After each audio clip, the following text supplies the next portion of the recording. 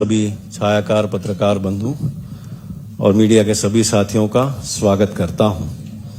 ये प्रेस वार्ता मुख्यतः पिछले साल जो बजट में अनाउंसमेंट की थी और हरियाणा की जो इकोनॉमी में प्रगति हुई है इस पर आधारित है, जिसमें पूरी तरह से माननीय मुख्यमंत्री आप सभी को जानकारी रूबरू करेंगे।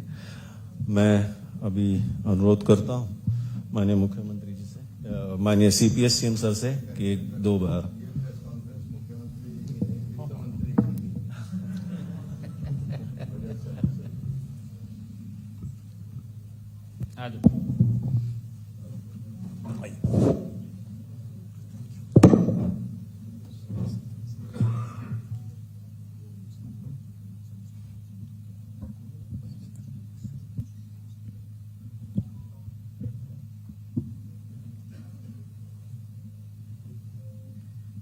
Thank you. सभी पत्रकार छायाकार मित्रों का आज की इस प्रेस वार्ता में मैं सभी मीडिया बंधुओं का हार्दिक स्वागत करता हूं। आप सबका अभिनंदन करता हूं, आप सबका धन्यवाद भी करता हूं। मित्रों, आप सब जानते हैं कि हरियाणा विधानसभा का आगामी बजट सत्र 20 फरवरी से आरंभ हो रहा है। यह सत्र प्रदेश के विकास में, दिशा में, जन कल्याण की प्राथमिकताओं और भविष्य की योजनाओं को ये सशक्त आधार प्रदान करेगा। साथियों, हमारी सरकार ने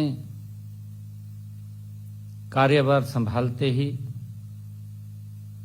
अपने संकल्प पत्र में जनता के सामने जो बातें रखी थी वो बातें हमारे लिए बातें नहीं थी। मैंने कहा भी था प्रेस के अंदर,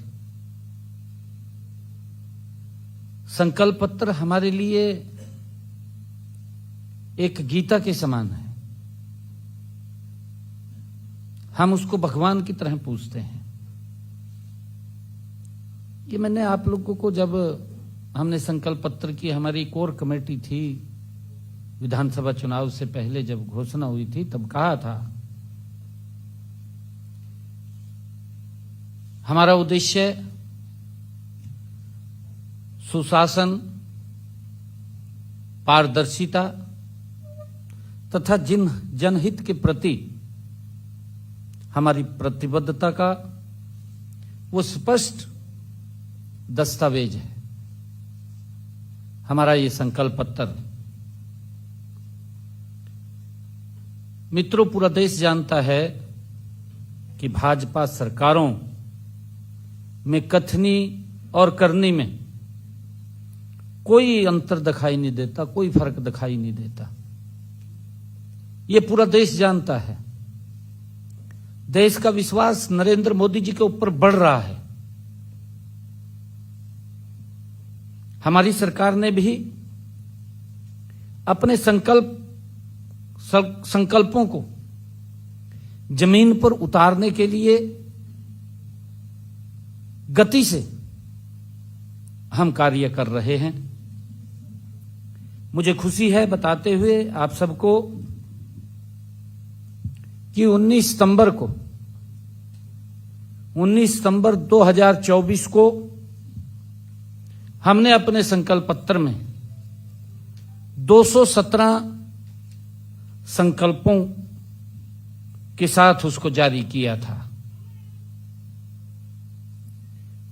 मुझे खुशी है बताते हुए आप सबके बीच में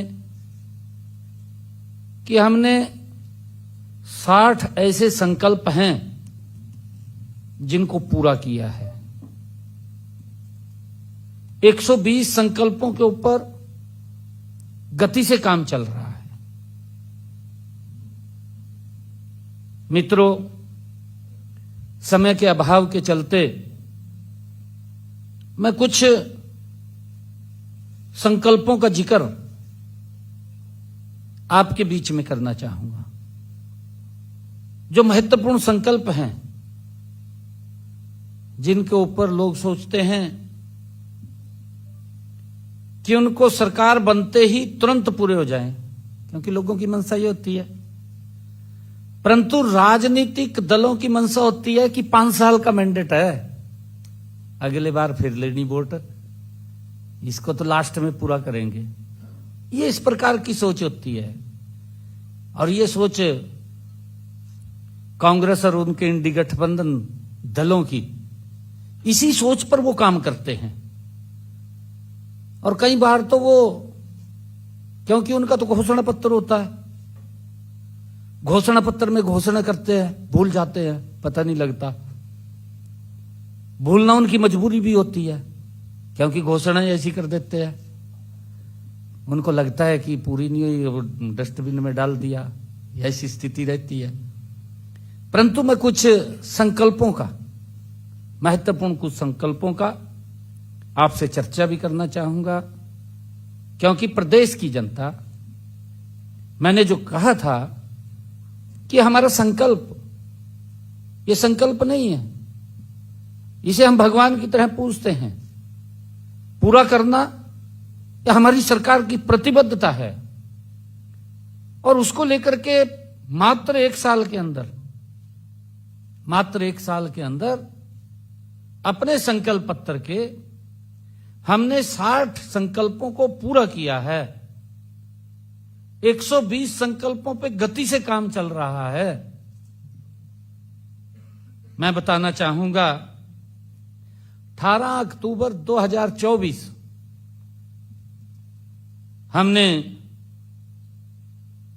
जब 17 अक्टूबर 2024 को नए मंत्रिमंडल का गठन किया, गठन करने के साथ ही हमने एक बात कही थी कि हम ज्वाइन बाद में करेंगे, पहले हमारे युवा साथी ज्वाइन करेंगे। अपने संकल्प में कहा था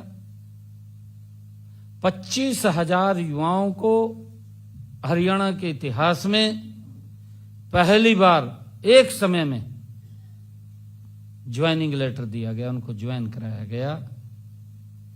ये हमारी सरकार की वो प्रतिबद्धता है।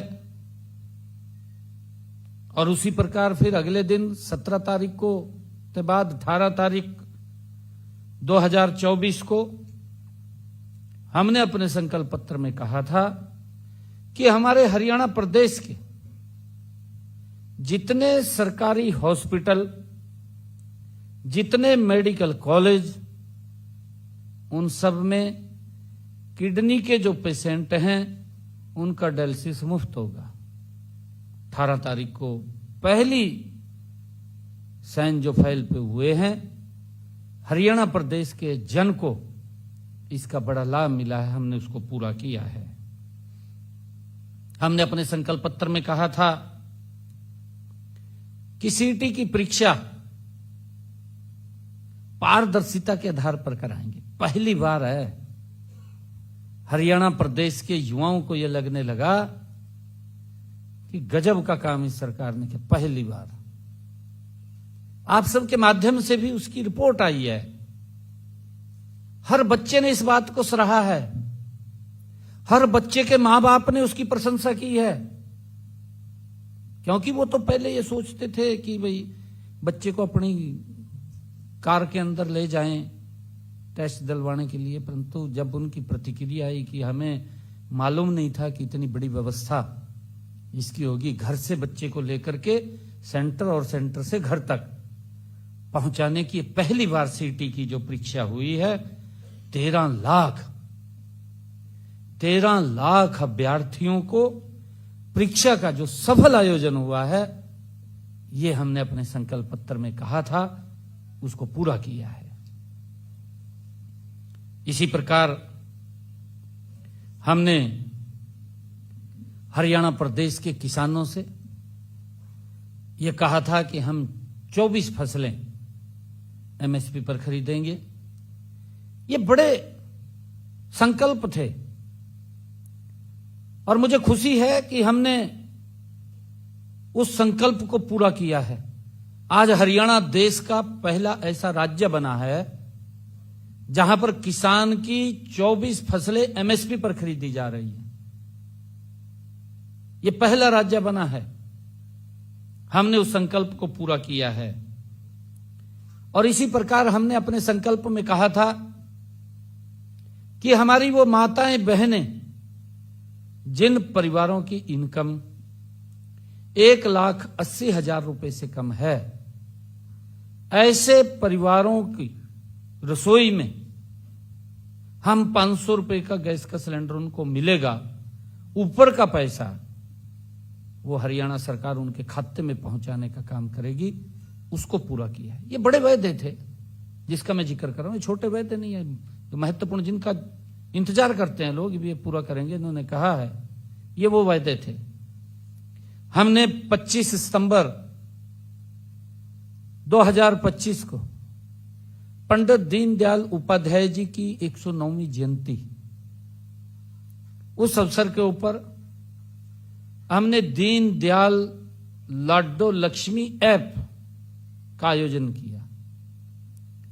आप सब जानते भी हैं कि हमने पहले ही बजट में, जब मैंने पहला बजट 3.0 सरकार का और मेरी सरकार का ये दूसरे टर्म की सरकार का पहला बजट जब मैंने बतौर वित्त मंत्री प्रस्तुत किया तो मैंने सबसे पहले बहनों के लिए 5,000 करोड़ रुपए का प्रावधान उस बजट में किया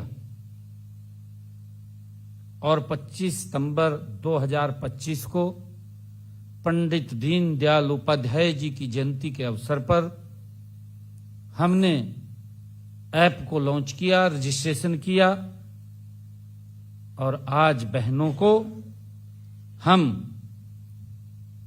उनको लड्डू लक्ष्मी दे रहे हैं। 4 किस्तें चली गई हैं। 2100 रुपया बहनों तक पहुंचाने का काम हमारी सरकार कर रही है। मैं ये कहना चाहता हूं क्योंकि जो महत्वपूर्ण वायदे होते हैं, चुनाव जीतने के लिए घोषणाएं बड़ी बड़ी हो जाती हैं, फिर उनको पूरा नहीं कर सकते, लोग देखते रहते हैं, लास्ट में फिर ये सोच लेते हैं कि इनका तो यही काम है, इनको तो लियाने के नहीं, हम भेज दो, इनको वापिस कर दो। फिर ये राजनीतिक दल सोचते रहते थे कि 5 साल मैं कर लूंगा, 5 साल वो कर लेगा, भी 5 साल बाद तो नंबर आ ही जाएगा। ये नरेंद्र मोदी जी के नेतृत्व में जो स्पष्ट नीति है, गरीब व्यक्ति अंतिम व्यक्ति तक योजनाओं का लाभ डायरेक्ट उसके घर तक पहुंच रहा है, ये उसका परिणाम है कि non stop Bharatiya Janata party की सरकारें नरेंद्र मोदी जी के नेतृत्व में लगातार आ रही हैं। मोदी जी की नीति, मोदी जी की नीयत, भारतीय जनता पार्टी का नेतृत्व, देश का नेतृत्व, नीति भी मजबूत है, नीयत में भी मजबूत है, कोई दिक्कत नहीं है। गरीब व्यक्ति को सशक्त किया जाए, वही कारण है कि 25 करोड़ लोगों को गरीबी रेखा से ऊपर उठाने का काम किया है। कांग्रेस के समय में तो अमीर व्यक्ति भी गरीबी रेखा के नीचे चला जाता था, नीतियां गलत थी, ऐसी स्थिति थी कांग्रेस की, परंतु कुछ लोग मजबूत हो जाते थे। देश जानता है, देश को मालूम है कैसे मजबूत हो जाते थे। आपके सामने यहां 1 एकड़ कोई 500 का खरीद लिया, 20 करोड़ का बेच दिया, हो जाते थे। किसान की दफा 4 लगाई दी, दफा 6 लगाई दी जमीन के ऊपर, किसान घूमता रहता था, किसान रोता रहता था, परंतु सुनता नहीं था कोई भी। फिर बड़े बड़े बिल्डर आते थे। ये इस प्रकार का सिस्टम था।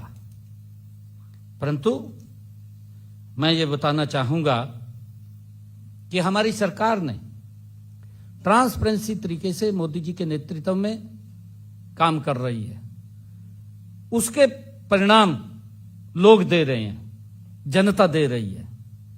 जनता नरेंद्र मोदी जी की नीतियों से, भारतीय जनता पार्टी की नीति से, भारतीय जनता पार्टी के नेतृत्व को प्यार करती है, नीतियों से भी प्यार करती है और नीति से भी प्यार करती है, नेतृत्व से भी प्यार करती है।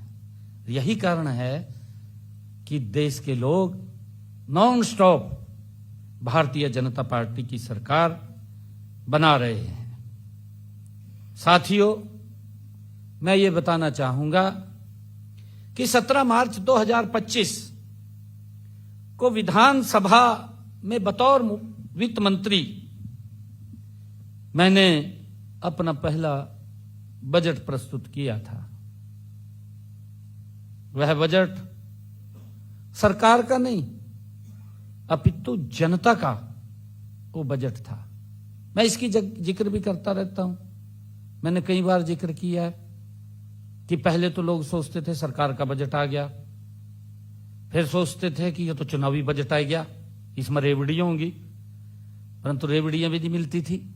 इस प्रकार के बजट पूर्व में सरकारें वो करती थी, कोई जनाधार नहीं होता था। मैं बताना चाहूंगा सारा का सारा। परंतु हमने जो बजट, ये पहला बजट जो प्रस्तुत किया, जिसमें जनता के सुझावों से ही हमने उसको आकार दिया।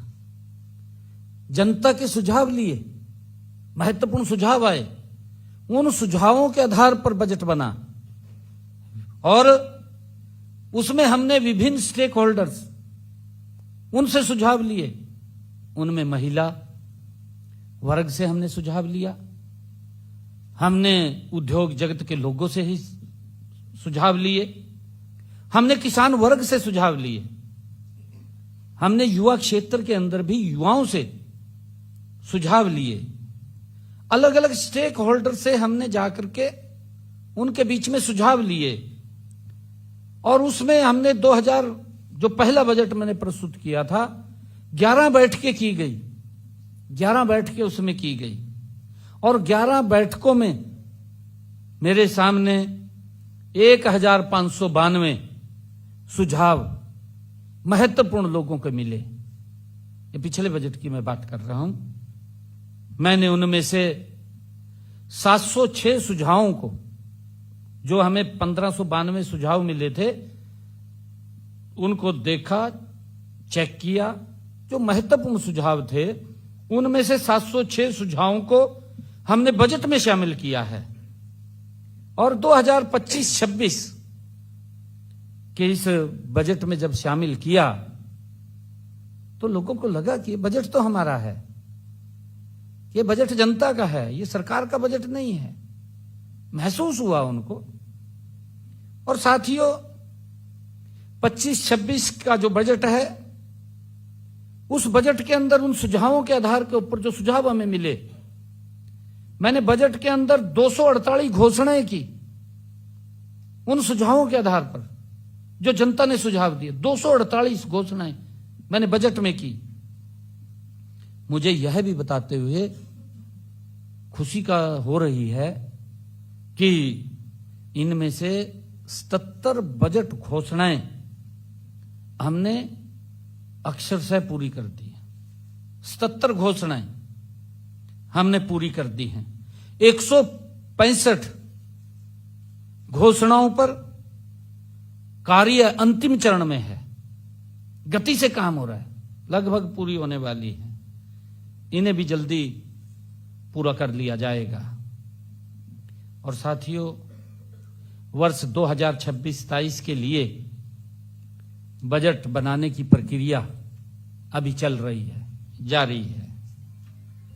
पूर्व बजट परामर्श की परंपरा को निभाते हुए मैंने विभिन्न क्षेत्रों के हितधारकों के साथ अब तक 13 बैठकें की हैं। इनमें से मुझे कुल 2199 सुझाव प्राप्त हुए। जो 13 बैठकें की, 2199 सुझाव प्राप्त हुए। इस बार हमने टेक्निक आ रही है, नई से नई टेक्निक आ रही है। हमने AI बेस्ड चैट बॉक्स का नया प्रयोग किया और उसका प्रयोग करते हुए इसके माध्यम से हमने प्रदेश के लोगों से सुझाव मांगे और प्रदेश के लोगों ने इस AI चैट बॉट के माध्यम से लगभग 12,400 सुझाव हमें मिले हैं। 12,400 प्राप्त हुए हैं। अभी भी मुझे पत्रों के माध्यम से, ईमेल के माध्यम से लोगों से अनेक सुझाव मिल रहे हैं। इन सभी पर मंथन जारी है। जो भी सुझाव आता है उसको देखते हैं, चेक करते हैं। मैं आशा करता हूं कि इस बार कम से कम 4-5 हजार सुझावों को आगामी बजट 2026-27 में सम्मिलित किए जाएंगे, ऐसा मुझे अनुमान है, क्योंकि ये जनता के द्वारा दिए गए सुझाव हैं। मित्रों, मेरा हरियाणा की जनता से ये वायदा है कि आगामी बजट 2026-27 न केवल हरियाणा की लोगों की भावनाओं और जन आकांक्षाओं पर ये भली भांति पूरा करेगा, मुझे ऐसा विश्वास है। साथियों, ये बल्कि उनके परिवारों, गांव, शहरों, जिलों और समूचे हरियाणा के विकसित भविष्य के लिए ये एक मजबूत नींव का काम भी करेगा। इतने सारे सुझावों को शामिल करने से उन्हें यह साफ दिखेगा कि यह बजट मैंने सरकारी दफ्तर में बैठकर नहीं, बल्कि उन्होंने स्वयं हरियाणा के लोगों ने इसको गढ़ा है, बनाया है। उनको ऐसा महसूस होगा क्योंकि उन्होंने सुझाव दिए हैं। हरियाणा के लोगों के सुझाव इसके अंदर हैं। साथियों, बजट 2026-27 और उनके प्रावधानों को तो मैं 2 मार्च को ही विधानसभा में रखूंगा, क्योंकि जो उन्होंने सुझाव दिए अभी उसके ऊपर काम चल रहा है। परंतु हरियाणा की अर्थव्यवस्था और राजकोष की स्थिति के बारे में आप सभी को मैं बताना चाहूंगा। साथियों, 29 जनवरी 2026 को योजना विभाग द्वारा जारी आंकड़ों के अनुसार राज्य का सकल घरेलू उत्पाद GDP 2025-26 के अग्रिम अनुमानित आंकड़ों के अनुसार 13,67,769 करोड़ रुपए रही है, जबकि गत वर्ष के इन्हीं आंकड़ों के अनुसार वर्ष 24-25 में यह 12,13,951 करोड़ रुपए थी। ये आंकड़े दर्शाते हैं कि वर्ष 2025-26 में वर्ष 2024-25 के मुकाबले राज्य की GDP ये 12.67% की दर से बढ़ी है। साथियों, राज्य की GDP को उनकी जनसंख्या में अगर विभाजित करके प्राप्त होने वाले आंकड़े को प्रति व्यक्ति आय कहा जाता है, तो 29 जनवरी 2026 को जो योजना विभाग द्वारा जारी आंकड़ों के अनुसार 2024-25 में राज्य की प्रति व्यक्ति आय ये 3,58,171 रुपए रही, जबकि राष्ट्रीय स्तर पर प्रति व्यक्ति आय 2,19,575 रुपए है। साथियों, मुझे यह बताते हुए गर्व भी हो रहा है कि हरियाणा की प्रति व्यक्ति आय देश के शीर्ष 5 राज्यों में शामिल है। 5 राज्यों में। मैं यह भी बताना चाहूंगा कि पिछले 10 वर्षों में हरियाणा की प्रति व्यक्ति आय लगातार बढ़ रही है, लगातार बढ़ रही है। अगर हम 2014-15 की देखें, 2014-15 में राज्य की प्रति व्यक्ति आय 1,47,382 रुपए थी। इन आंकड़ों से यह स्पष्ट होता है कि पिछले 10 वर्षों में राज्य की प्रति व्यक्ति आय में लगभग 2.5 गुना की वृद्धि हुई है, लगभग 2.5 गुना की। साथियों, 2024-25 में राज्य सरकार के सभी विभागों का वास्तविक खर्चा 1,75,801 करोड़ रुपए था।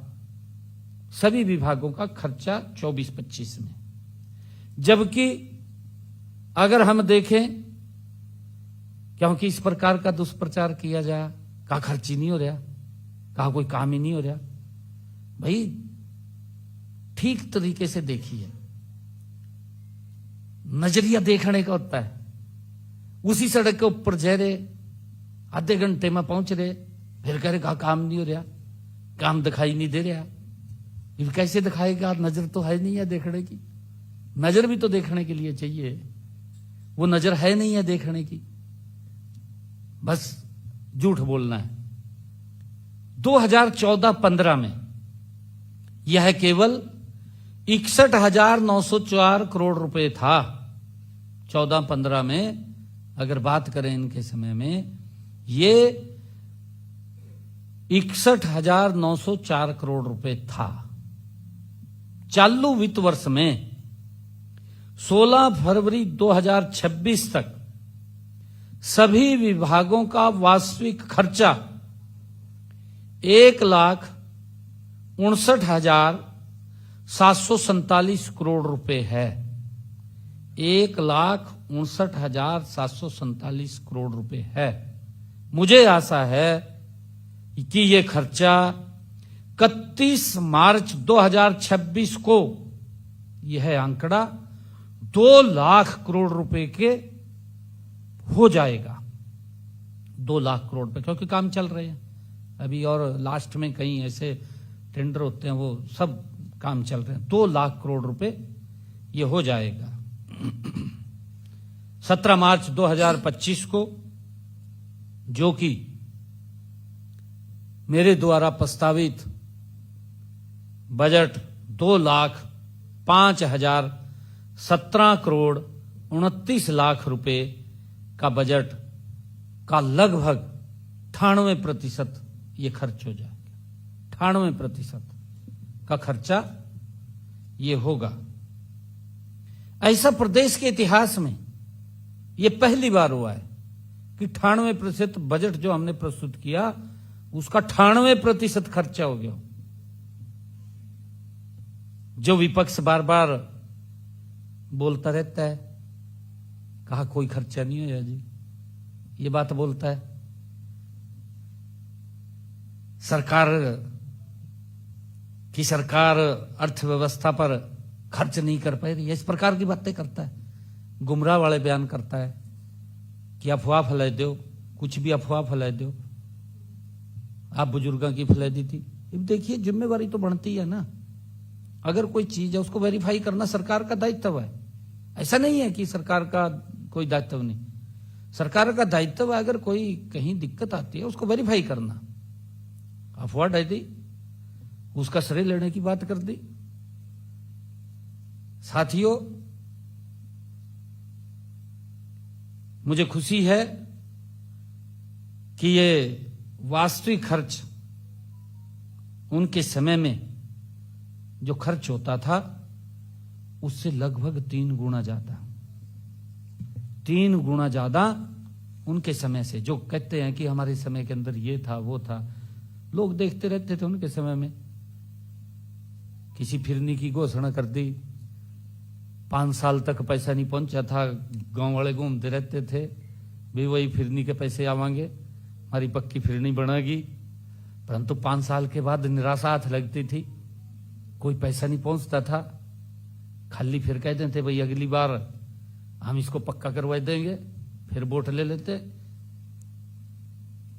साथियों, लगभग 11 विभागों में, जिनमें पुलिस, परिवहन, राजस्व, हेल्थ, एजुकेशन और अनुसंधान ये शामिल हैं, 2025-26 के लिए कुल व्यय 80% से ज्यादा इनमें हमने कर चुके हैं। 80% से ज्यादा हम इनमें कर चुके हैं।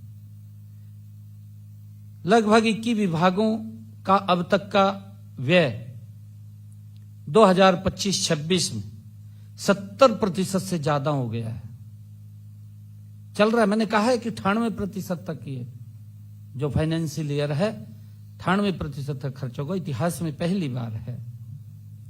और साथियों, कोई भी सरकार अपने राजकोषीय का कितना, राजकोष का कितना अच्छा प्रबंधन कर रही है, यह जानने के लिए राजकोषीय घाटा सबसे उत्तम तरीका होता है कि उसका प्रबंधन क्या है।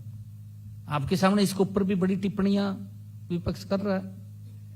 कहा जी इनका प्रबंधन ही ठीक है। कहा जिनके समय के अंदर राजकोषीय घाटे की स्थिति लचर पचर थी, वो बाहर बैठकर सुझाव दे दिया, कहा कोई प्रबंधन ठीक नहीं है। कहा भाई तुम अपने समय में तो देख लो क्या प्रबंधन था।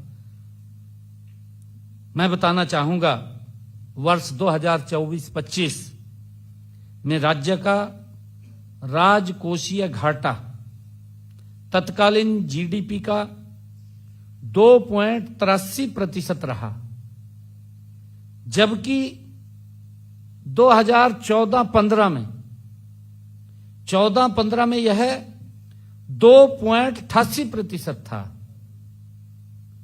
2.88% था।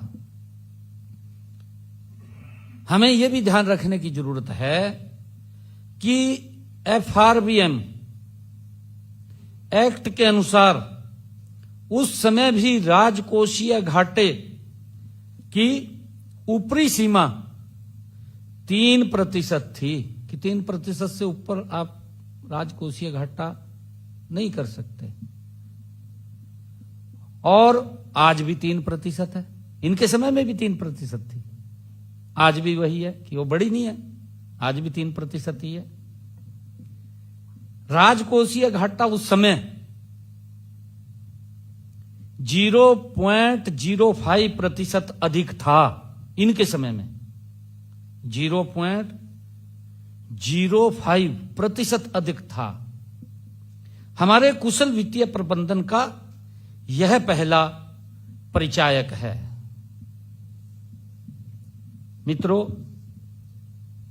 16वें वित्त आयोग 2026 से 31 की सिफारिशों के अनुसार हरियाणा को केंद्रीय करों में जो हिस्सेदारी है वो 1.093% से बढ़कर के 1.361 हो गई है, 1.361% हो गई है, जो 15वें वित्त आयोग की तुलना में 24.52% की ऐतिहासिक वृद्धि को दर्शाता है। 24.52% की ऐतिहासिक वृद्धि को, यह वृद्धि अब तक के इतिहास में यह सबसे बड़ी वृद्धि है, अब तक के इतिहास में। इसके लिए मैं देश के यशस्वी प्रधानमंत्री आदरणीय नरेंद्र मोदी जी, उनका आभार भी व्यक्त करता हूं कि उनके कुशल नेतृत्व के अंदर, और हमारी वित्त मंत्री निर्मला सीतारमण जी, और हमारे वित्त आयोग के चेयरमैन डॉक्टर अरविंद पनगड़िया जी, पिछले दिनों आए थे, आप बुलाए थे, आप लोग आए थे उसके अंदर, उनको मैं विशेष तौर से मैं धन्यवाद करता हूं कि आप सभी व हरियाणा की जनता को भी मैं आज बधाई देता हूं। और मैं ये बताना भी चाहूंगा कि 12वें वित्त आयोग जो ये कह रहे हैं ना कि आर्थिक प्रबंधन ठीक नहीं है, ये उनके प्रबंधन की बात कर रहा हूं मैं। उनके समय के अंदर क्या स्थिति थी आर्थिक प्रबंधन की। 12वें वित्त आयोग 2005 से 10 में यह हिस्सा 1.075% था। ये 12वें वित्त आयोग में 1.075% था, जो 13वें वित्त आयोग 2010 से 15 में कम होकर के 2010 से 15 में ये और कम हो गया, कम होकर के 1.048। ये जो 12वां वित्त आयोग था उसके अंदर तो था 1.075 और 13वें वित्त आयोग में 1.048 और कम हो गया, माइनस में चला गया। ये इनका वित्त प्रबंधन था।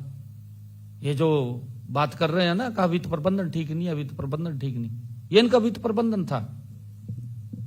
ये 1.048% रह गया। 16वें वित्त आयोग में 2026-31 में यह हिस्सेदारी बढ़ करके 1.361% हो गया, जो प्रदेश के इतिहास में अब तक की सर्वाधिक वृद्धि है।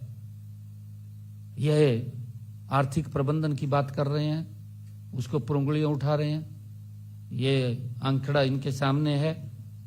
साथियों, 13वें वित्त आयोग की रिपोर्ट से राज्यों को केंद्रीय करों में मिलने वाले हिस्से में हरियाणा राज्य 20वें स्थान पर यह था। 13वें वित्त आयोग में 13वें वित्त आयोग में जो केंद्रीय करों में हिस्सेदारी थी हरियाणा की, वो 20वें स्थान पर था।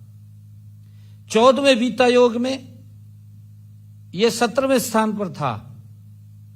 15वें वित्त आयोग में यह 21वें स्थान पे था। ये प्रबंधन की बात कर रहे हैं, आपके सामने है कि आर्थिक प्रबंधन किसका ठीक था, किसका नहीं ठीक था। और 16वें वित्त आयोग में आज ये देश के अंदर पहले स्थान पर है। देश में पहले स्थान पर हरियाणा है। ये वित्त प्रबंधन की बात कर रहे हैं, कितना हमारा प्रबंधन सही है। साथियों, केंद्रीय करों में हरियाणा की है बढ़ती हुई हिस्सेदारी हमारी सरकार की ये मजबूत वित्तीय विश्वसनीयता और प्रभावी नीति का ये प्रमाण है, जो केंद्रीय करों में हमारी हिस्सेदारी बढ़ रही है। अब मैं विपक्ष के साथियों से ये कहना चाहूंगा कि आप ही बताएं, अगर शासन और नियत सही ना होती तो हरियाणा तो यह जो भरोसा बढ़ा है हरियाणा के ऊपर, संसाधन हमें कैसे मिलते अगर ये भरोसा ना बढ़ता। भरोसा बढ़ा है, हमने करके दिखाया है, वित्तीय प्रबंधन हुआ है, तभी हम देश में नंबर 1 स्थान के ऊपर आए हैं। और ये कह रहे आर्थिक प्रबंधन ठीक नहीं है, बस ये देख दे तो नहीं है क्या स्थिति है, बस बोल दे यहाँ बैठ का। ये जब मैं सामने आ जा फिर अपना बात ही करनी हुआ, आप भी नहीं पूछते उनसे कुछ कि भाई ये ऐसे कर का विषय है, पूछना चाहिए। मित्रों, मैं आप लोगों के, आम लोगों के जीवन से जुड़े कुछ गैर वित्तीय आंकड़ों पर भी मैं कुछ कहना चाहता हूं। साथियों, आज सरकार पर जनता का भरोसा केवल बढ़ा नहीं है केवल, अपितु इसे एक नई पहचान भी मिली है, एक अलग पहचान भी मिली है। इसी का परिणाम है कि हरियाणा को आगे बढ़ाने के निरंतर मौके मिल रहे हैं। साथियों, विपक्ष बार बार बेरोजगारी के विषय पर बोलता है। कहा बेरोजगारी होगी, बेरोजगारी फैलगी का, रोजगार नहीं मिल रहा। आपके सामने है, आप वो इस प्रकार के आंकड़े प्रस्तुत करता रहता है, बोलता रहता है। मैं उन्हें यह बताना चाहूंगा कि मई 2025 में नीति आयोग की जो रिपोर्ट प्रकाशित हुई थी, नीति आयोग के जो वर्किंग पेपर की रिपोर्ट, उसके अनुसार मई 2025 में 2004 से 5 में हरियाणा में लगभग 90,61,000 लोग सरकारी व गैर सरकारी क्षेत्रों में कार्यरत थे। सरकारी और गैर सरकारी क्षेत्रों में 90,61,000 हमारे युवा कार्यरत थे, लोग काम कर रहे थे। जबकि वर्ष 2014-15 में हरियाणा में यह आंकड़ा घटकर, इन्हीं की सरकार थी, इनकी सरकार में आंकड़ा घटकर के बेरोजगारी का यह 86,93,000 हो गया, कम हो गया। मुझे यह खुशी भी है बताते हुए कि इसी रिपोर्ट के अनुसार 2023-24 में 1,10,00,000 लोग विभिन्न क्षेत्रों में कार्यरत थे। 1,10,00,000 लोग, ये 23-24 की रिपोर्ट के अनुसार। इसी प्रकार जहां वर्ष 2014-15 में 2004 से 14 के बीच 2004 से 14 के बीच लगभग 3,68,000 लोगों को अपना रोजगार गंवाना पड़ा। इनके कार्यकाल में रोजगार गंवाना पड़ा 3,68,000 लोगों को। ये 2004 से लेकर के 2014 के बीच में ये जो बात कर रहे हैं। और वहीं अगर हम देखें 2023-24 तक लगभग 27 लाख लोगों को रोजगार के नए अवसर प्रदान हुए हैं। 27 लाख लोगों को। मित्रों, शिक्षा क्षेत्र में भी अगर हम बात करें, वर्ष 2004 से 14 की अवधि में उच्च शिक्षा में ग्रॉस इनरोलमेंट रेशो लगभग 27% था, जबकि वर्ष 2015 से 25 की अवधि के दौरान यह बढ़कर 34% हो गया। 15 से 25 की अवधि के दौरान यह 34% हो गया। और इसी प्रकार अगर हम देखें वर्ष 2005 से 2014 की अवधि के बीच प्रदेश में लगभग 45 विश्वविद्यालय थे, जबकि वर्ष 2015 से 25 की अवधि के बीच ये 80 नए विश्वविद्यालय प्रदेश में स्थापित किए गए। मित्रों, शिक्षा स्तर में ये लगातार कमी की बात कर रहे हैं। मैं उनसे पूछना चाहूंगा, क्या ये आंकड़े ये शिक्षा स्तर में हुई वृद्धि नहीं दर्शा रहे? अगर आप लोग देखेंगे कि एक मिशन मोड में काम किया गया कि हमारी बेटियों को हर 20 किलोमीटर के ऊपर एक राजकीय महाविद्यालय मिलना चाहिए, मिल गया ना, हर 20 किलोमीटर के ऊपर। ये दिया है सरकार की, ये नीति, सरकार की नियत गति से काम कर रही है, ये उसको दर्शाते हैं। साथियों, वित्त विभाग द्वारा जारी व्हाइट पेपर के अनुसार राज्य का अपना राजस्व, राज्य का जो अपना राजस्व है वो 2013-14 में 25,567 करोड़ रुपए था। ये 13-14 में 25,567 करोड़ रुपए था, जबकि 2024-25 में राज्य का अपना राजस्व बढ़ करके ये 77,943 करोड़ रुपए हो गया। 77,943 करोड़ रुपए। साथियों, वर्ष 13-14 में की तुलना में अगर वर्ष 2024-25 में लगभग अगर उसका अंतर हम देखें 52,376 करोड़ रुपए की वृद्धि हुई है। 52,376 करोड़ रुपए की वृद्धि हुई है अगर इसका अंतर हम देखें। मित्रों, आरबीआई के डेटा, एनएसएसओ के रोजगार एवं बेरोजगारी सर्वेक्षण तथा पीरियोडिक लेबर फोर्स सर्वे की रिपोर्ट के अनुसार शहरी बेरोजगारी में वर्ष 2004-05 में हरियाणा की रैंकिंग, 2004-05 में हरियाणा की रैंकिंग ये 37 राज्यों और केंद्र शासित प्रदेशों में, 37 राज्यों और केंद्र शासित प्रदेशों में ये 17वें स्थान पर थी 2004-05 में। यह वर्ष 2023-24 में हमने इसके ऊपर गति से काम किया है, इसको सुधार करके 8वें स्थान पर ये आ गई है।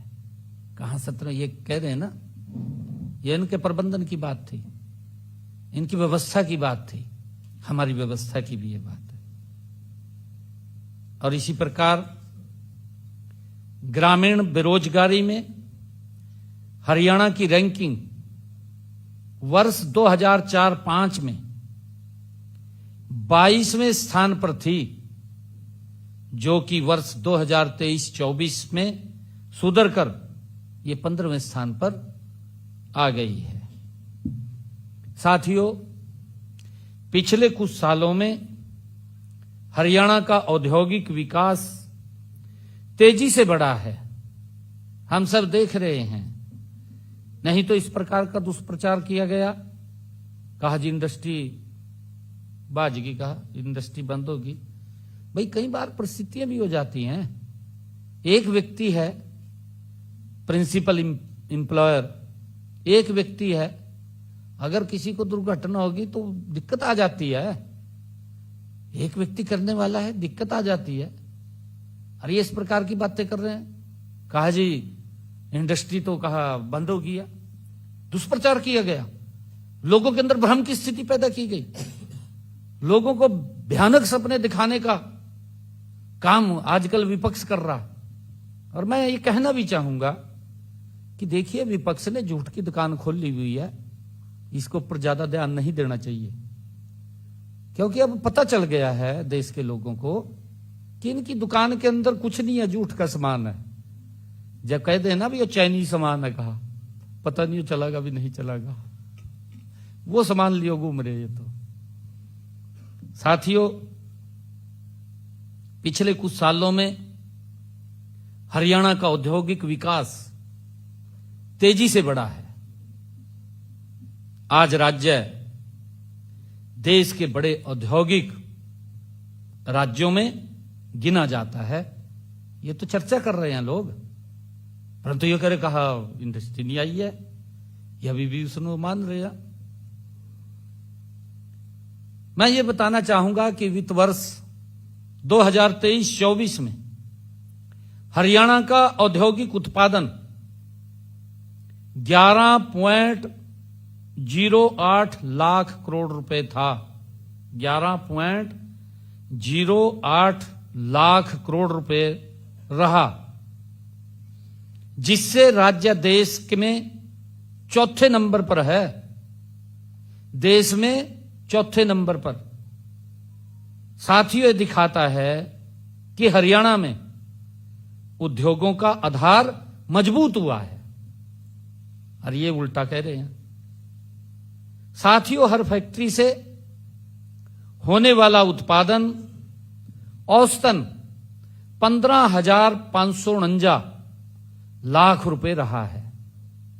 13,549 लाख रुपए रहा है, जो देश के औसत से करीब 2 गुना है।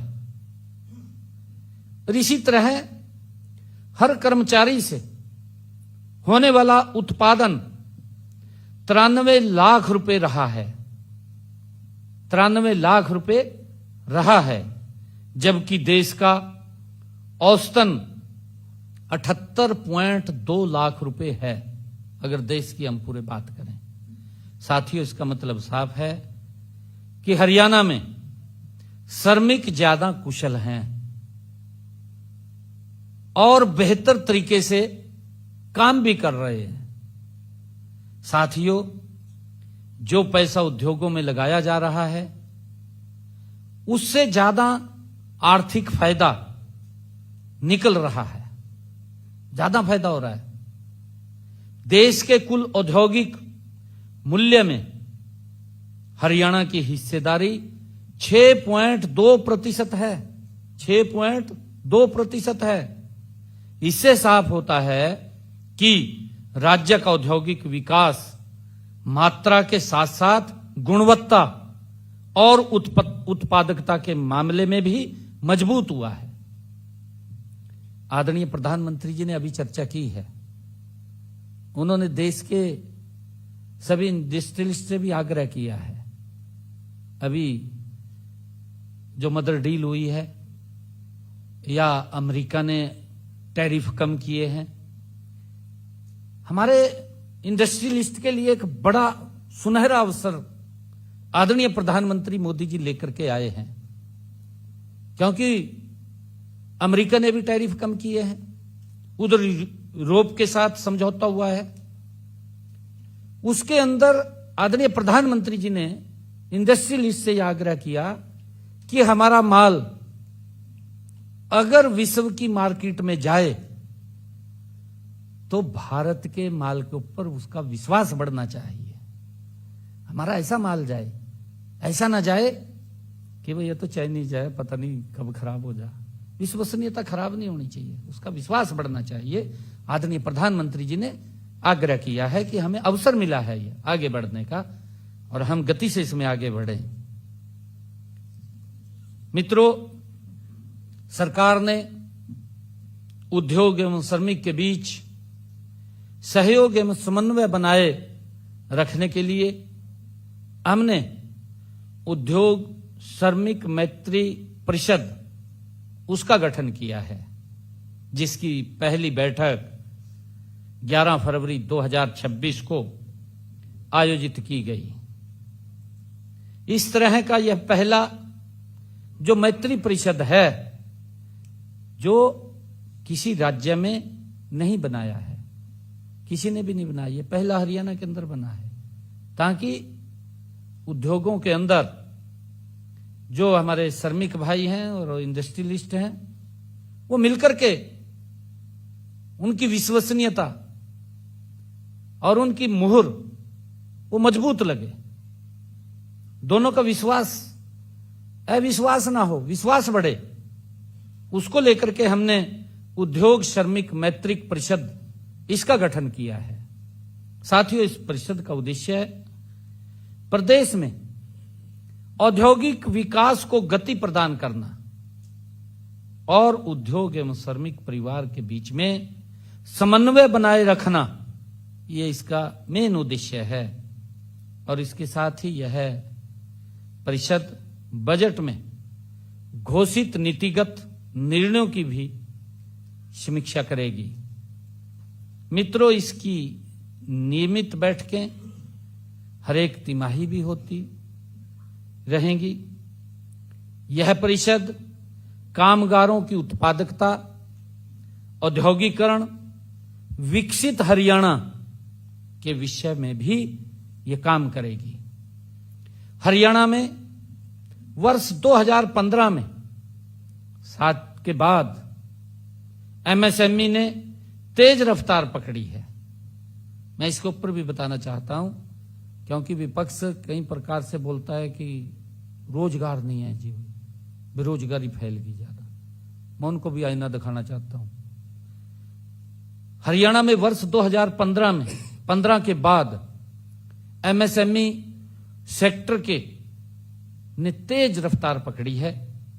आज यह रोजगार और औद्योगिक विकास का मुख्य आधार ये बना है। साथियों, वर्ष 2004 से 2014 के दौरान एमएसएमई जो गतिविधियां सीमित थी और उस समय करीब 33,000 एमएसएमई इकाइयां दर्ज थी।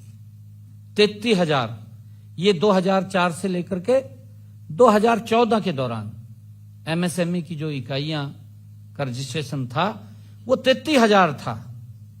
और इसके बाद वर्ष 2015 से 2025 की अवधि में उद्यम और उद्यम पंजीकरण पोर्टल पर ये 20 लाख से अधिक हैं। 20 लाख से अधिक। इनके समय में 2004 से लेकर के 2014 मात्र 33,000 और 2015 से लेकर के 2025 20 लाख से ज्यादा। आप देखिए, एक बहुत बड़ा इसके अंदर अंतर है। 20 लाख से ज्यादा एमएसएमई रजिस्टर्ड हुए हैं पोर्टल के ऊपर। इनमें बड़ी संख्या में छोटे कारोबार औपचारिक व्यवस्थाओं से जुड़े हुए हैं।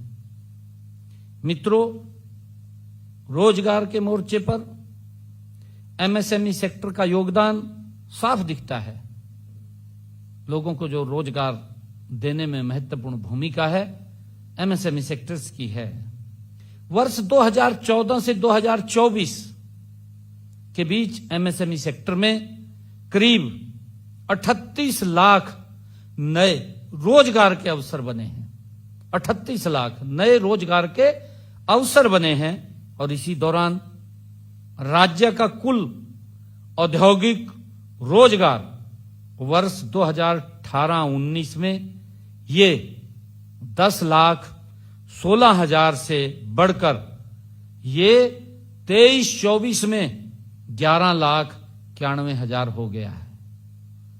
मित्रों, आज देश के एमएसएमई इकोसिस्टम में हरियाणा की हिस्सेदारी करीब 9 से 10% है।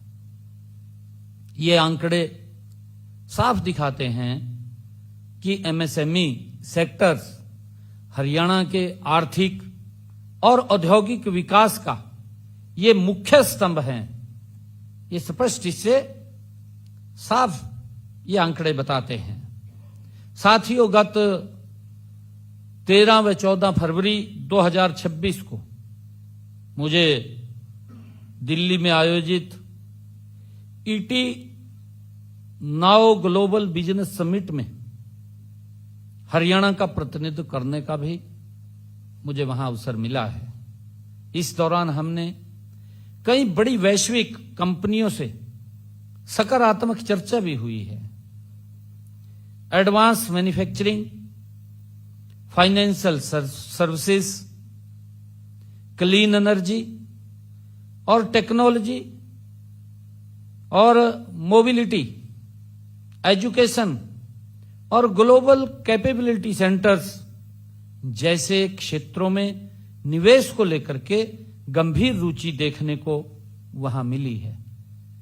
लोग इस बात को लेकर के उत्साहित हैं कि हम हरियाणा में अपना कारोबार करना चाहते हैं। लोगों में ये जिज्ञासा वहां दिखी है। साथियों, इस कार्यक्रम में देश के यशस्वी प्रधानमंत्री आदरणीय मोदी जी से भी मेरी मुलाकात वहां हुई है, उन्होंने जिस भारत को विश्व व्यापार में मजबूत और अप्रैल 2024 से मार्च 2025 के बीच हरियाणा का कुल निर्यात ये 19.10 बिलियन यूएस डॉलर भी रहा है। साथियों, यह दर्शाता है कि हमारा राज्य निवेश और निर्यात दोनों क्षेत्रों में मजबूती से आगे बढ़ रहा है। ये इससे पता चलता है। साथियों, अगर हम देखें 2015 से 2024 हरियाणा से कुल 132 बिलियन यूएस डॉलर का एक्सपोर्ट हुआ है।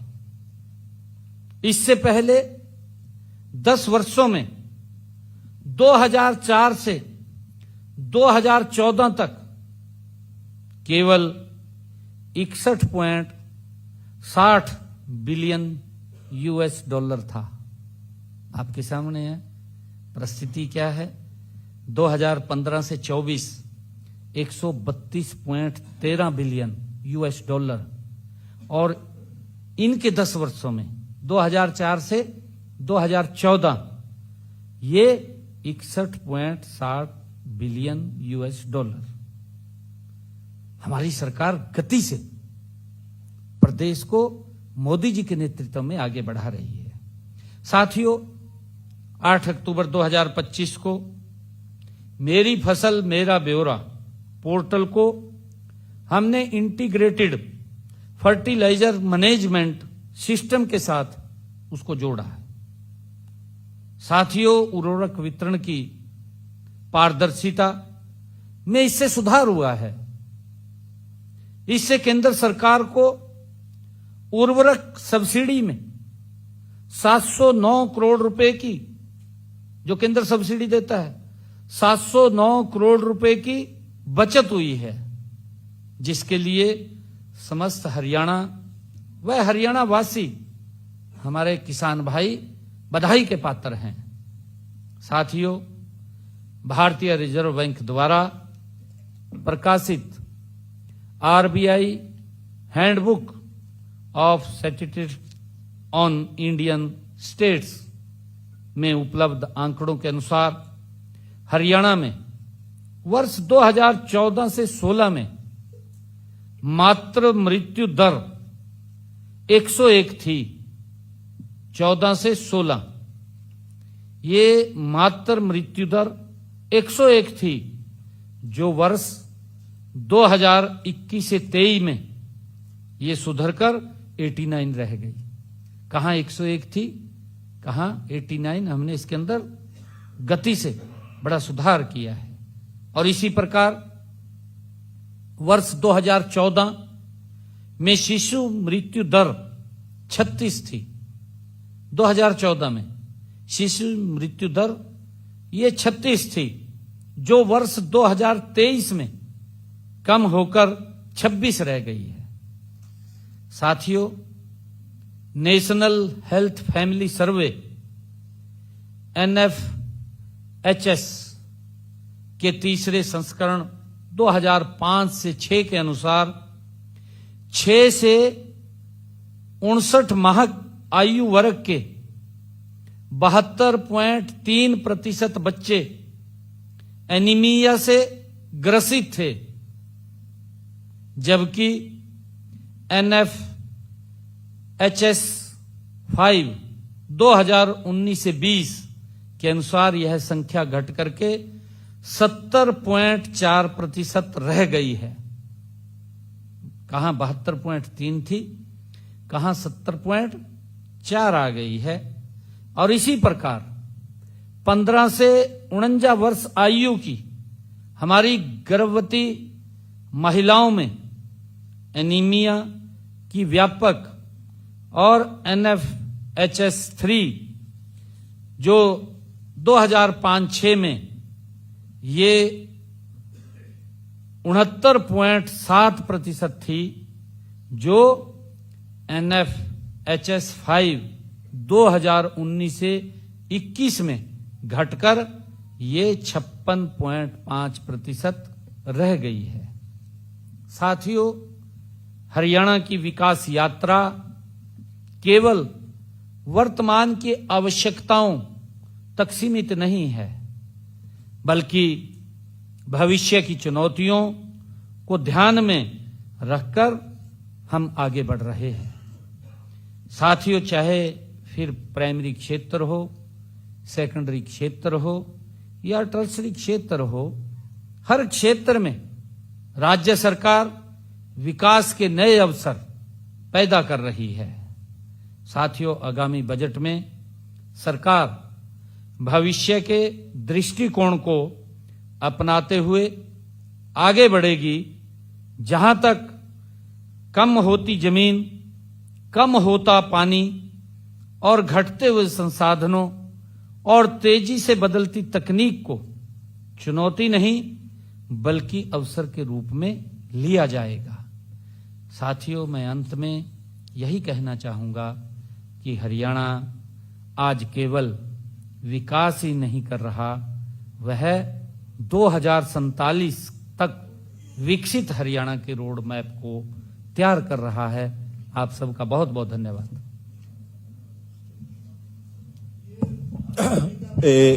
सभी से अनुरोध है, एक एक करके सवाल करें ताकि